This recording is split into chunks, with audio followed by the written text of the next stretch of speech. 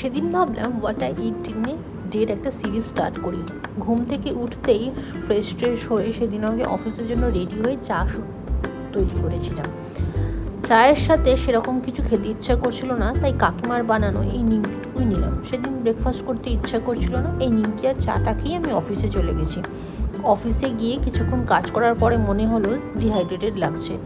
একটু জল খেলাম, ভাবলাম যে যেহেতু অনেকটা সময় পার হয়ে গেছে আমার কিছু খেয়ে নেওয়া উচিত। ব্রেকফাস্টে সেদিন আমি নিয়ে এসেছিলাম ডিম সিদ্ধ, তাই শুধু ডিম সিদ্ধটাই খেয়েছিলাম। তখন জানি না দাদা কি একটা বিষয় নিয়ে কথা বলছিলেন, আমি এতটাই হাসতে শুরু করে দিয়েছিলাম যে বুঝতেই পারিনি কখন গপাত করে আমি একটা ডিম গিলে ফেলেছি। আপনারা সামনে এখনই দেখতে পাবেন এই যে সেই মুহূর্ত, এবং সেটা দেখে দাদারা আরও হাসতে শুরু করে দেয় এবং আমারও প্রায় ডিমটা বোধহয় গলায় আটকে পড়ছিল।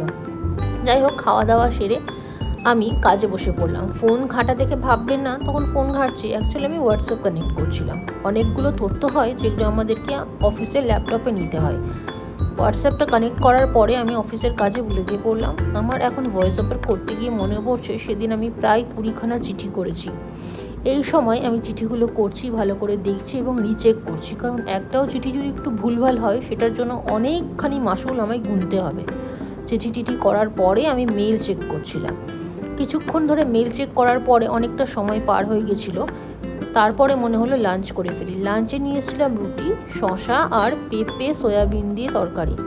আজকাল আলুটা একটু অ্যাভয়েড করছি আর ফাইবারের জন্য শসাটা খাচ্ছি।